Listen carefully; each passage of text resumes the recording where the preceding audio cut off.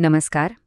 चला, आज 2 फेब्रुवारी 2026च्या त्या दिवसाची गोष्ट करूया, जो भारतीय शेअर बाजारासाठी प्रचंड नाट्यमय ठरला होता. म्हणजे एकाच दिवसात आशा, भीती, अनिश्चितता आणि आश्चर्य गुंतवणूकदारांनी जणू काही सगळ्या भावना अनुभवल्या. तर मग या एका दिवसाच्या प्रवासातून बाजाराची ही गुंतागुंत समजून घेऊया. बरं. तर या दिवसाची सुरुवात कशी झाली? खरं तर आदल्याच दिवशी केंद्रीय बजेटमुळे बाजारात एक मोठी घसरण झाली होती आणि त्यामुळे बाजारावर आधीच एक प्रकारचं दडपण होतं. आदल्या दिवशीचा आकडा खरंच धक्कादायक होता.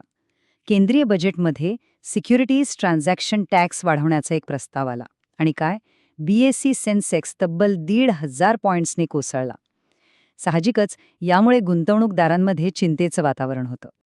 आणि त्यामुळेच दिवसाच्या सुरुवातीला प्रत्येकाच्या मनात एकच प्रश्न घोळत होता. कालच्या मोठ्या नुकसानीनंतर आज बाजार उभारी घेईल की अजून वेदना देईल? याच अनिश्चिततेने दिवसाची सुरुवात झाली. आता एक इंटरेस्टिंग गोष्ट म्हणजे बाजार सकाळी 9:15 वाजता उघडण्यापूर्वीच तो कोणत्या दिशेने जाऊ शकतो याचे काही संकेत मिळायला लागतात. चला पाहूया, ते संकेत नेमके काय होते. ह्यातलाच एक महत्त्वाचा इंडिकेटर म्हणजे गिफ्ट निफ्टी. हा एक प्रकारचा अर्ली इंडिकेटर आहे, जो सिंगापूरमध्ये ट्रेड होतो आणि तो आपल्याला भारतीय बाजाराची ओपनिंग सकारात्मक होणार की नकारात्मक याचा एक अंदाज देतो. आणि त्या सकाळी गिफ्ट निफ्टी चक्क 49 पॉइंट्सच्या प्रीमियमवर ट्रेड करत होता. याचा सरळ सरळ अर्थ असा होता की भारतीय बाजाराची सुरुवात सकारात्मक होण्याची शक्यता आहे. गुंतवणूकदारांसाठी हा नक्कीच एक दिलासादायक संकेत होता. पण थांबा, चित्र इतकं सोपं होतं. गिफ्ट निफ्टी जरी पॉझिटिव्ह होता तरी ग्लोबल मार्केट्समधनं मिक्स सिग्नल येत होते. म्हणजे अमेरिकन बाजार खाली होते तर आशियाई बाजारात कुठे थोडी वाढ तर कुठे मोठी घसरण दिसत होती.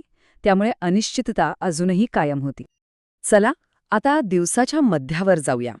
सकाळची सकारात्मक सुरुवात तर झाली, पण दिवसाची कहाणी अधिक गुंतागुंतीची होत चालली होती. बाजारात सगळीकडे सारखी वाढ नव्हती. दुपारपर्यंतचे आकडे एक वेगळीच गोष्ट सांगत होते. दोन्ही प्रमुख इंडेक्स सेन्सेक्स आणि निफ्टी हिरव्या रंगात होते, हे खरंय.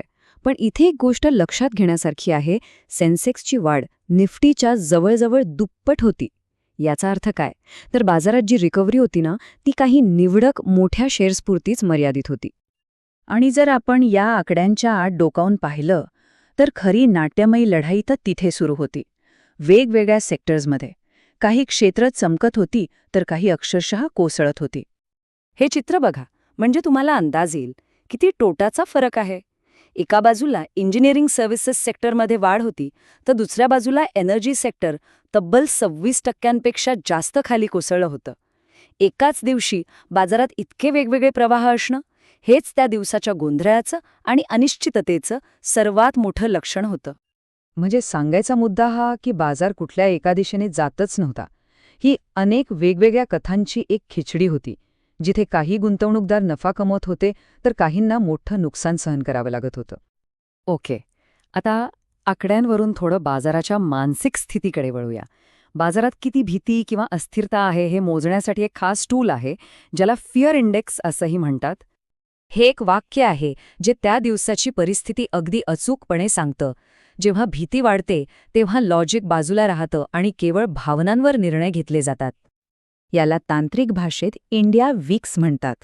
सोप्या भाषेत सांगायचं तर जेव्हा विक्स वाढतो तेव्हा गुंतवणूकदारांमध्ये भीती आणि अनिश्चितता वाढलेली असते.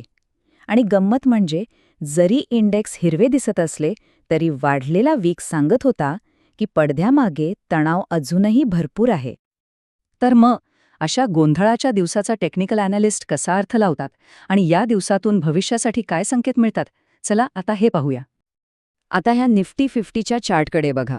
दिवसभरात इतका गोंधळ असूनही इंडेक्सने एका महत्त्वाच्या लेव्हलवरून उसळी घेतली. याला 200 डेजची EMA म्हणतात. सोप्या भाषेत सांगायचं तर ही एक अशी ॲव्हरेज प्राईज आहे जिला अनेक ॲनालिस्ट बाजारासाठी एक मजबूत सपोर्ट किंवा आधार मानतात.